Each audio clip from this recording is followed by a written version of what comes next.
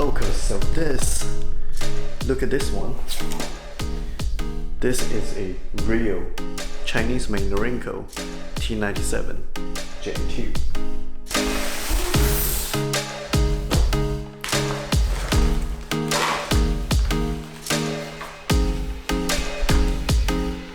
Before I do this, we have to obviously make sure the gun is safe.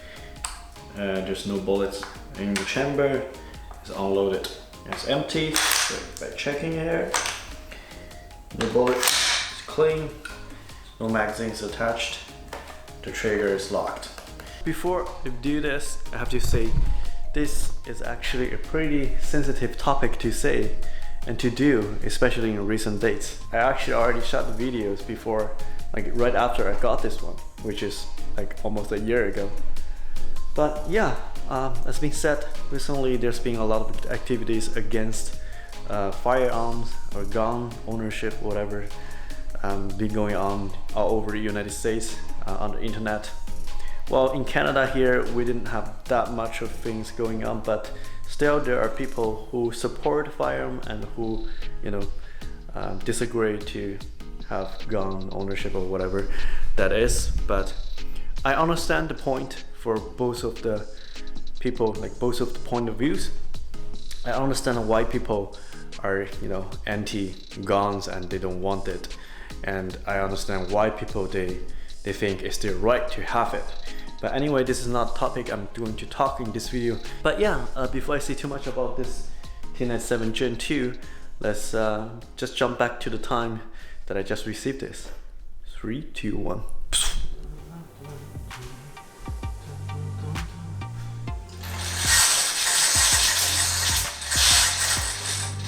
I did that for purpose.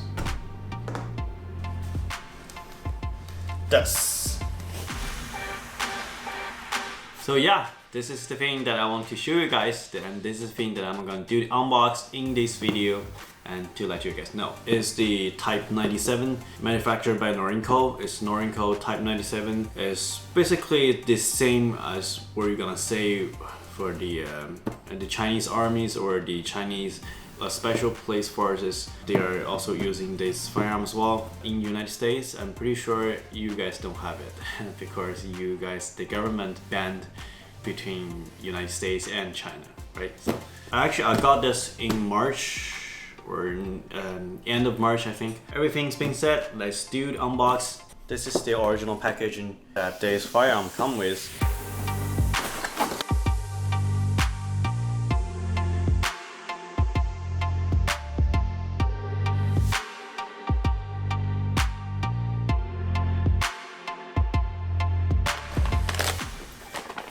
Okay, as you guys can see, this bag is being opened and the oil in here is kind of like dried up because I bought it from the local dealer, firearm dealer, and when they gave to me, and it's just like this.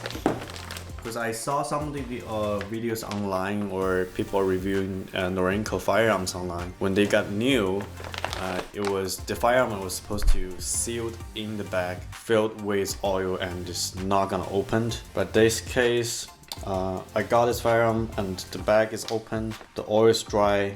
I'm not sure if this was the way it's supposed to be, or maybe the dealer just opened it up and I don't know. So if you guys know, let me know. It is supposed to, because just for me, when the first time I brought it home, I checked it, I feels like this is being opened and,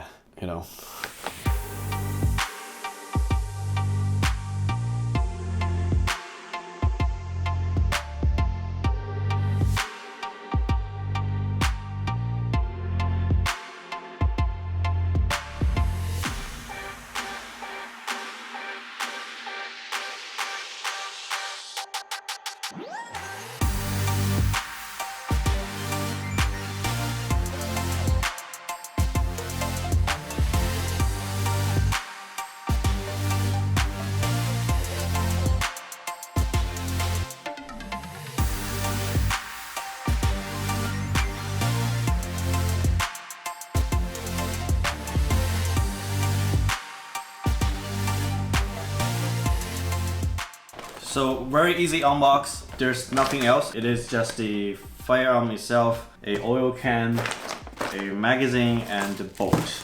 This is the first time that I own a Norinco firearms.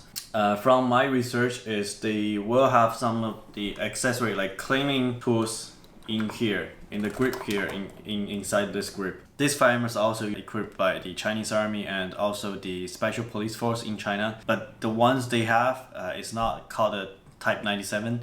The Type 97 is just for the export purpose. So different calibers. Exterior of the gun's design is pretty much the same. In China, it's called the Type 95. So what you're gonna see in China, the army use is the same as the one that you're seeing for the Zhan 1. You will see they have a handle bar like on top here, but it's very tall. A lot of people don't like it, especially in North America. People are used to using put a sight, different glass and different sight. Even though they have a little reel, but that reel is designed for a Chinese reel, and you have to get adapters. Then when you put your sight on that handle, it's gonna be even higher for you to see it. So in Canada, there's a third-party private company. They make accessories for Type 97.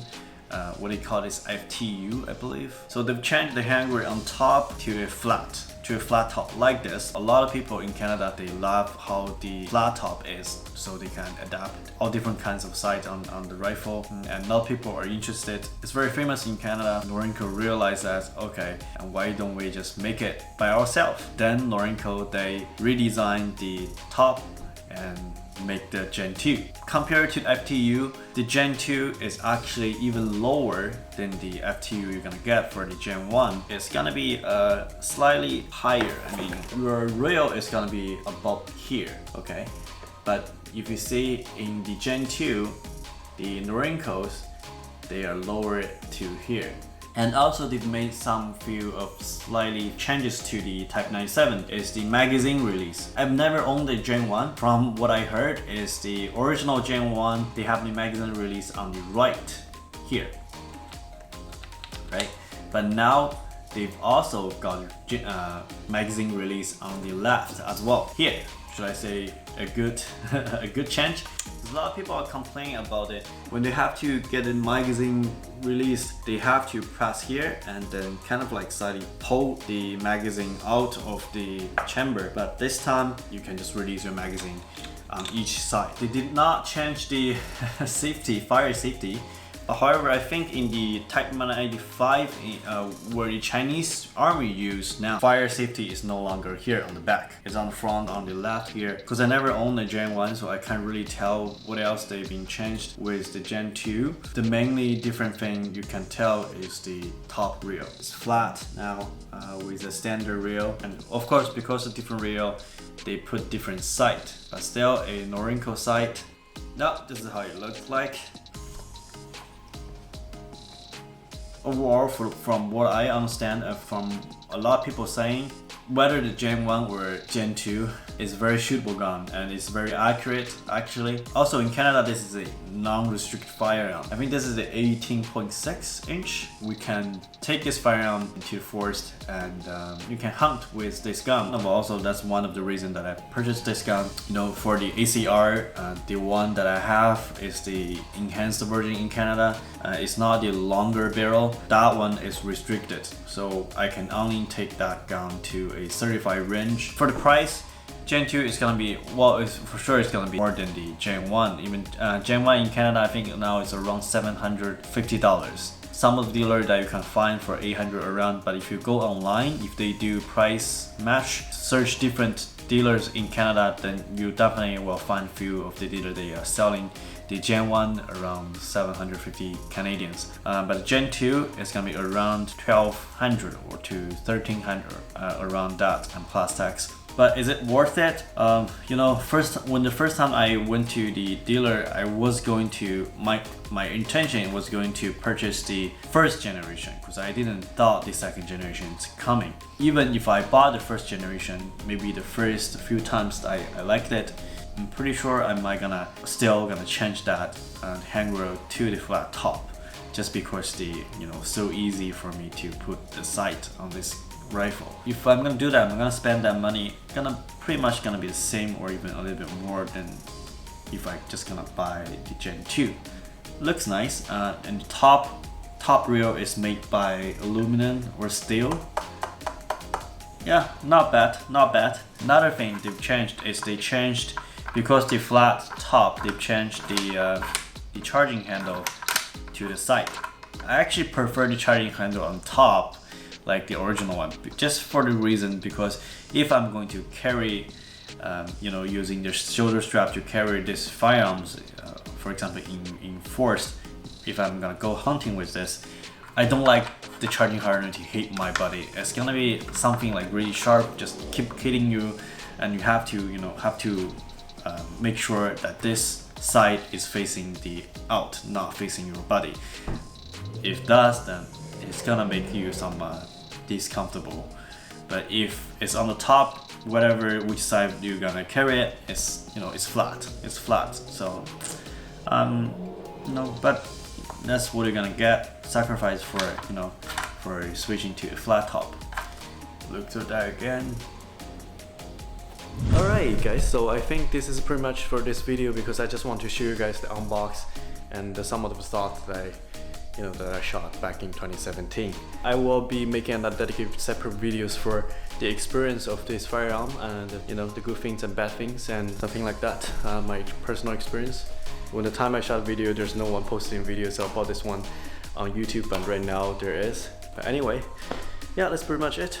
Thank you guys for watching this video. Click that like button if you don't like it. The button's out there. Subscribe if you haven't done so. And alright, I'll see you guys next video. Thanks guys. Cheers.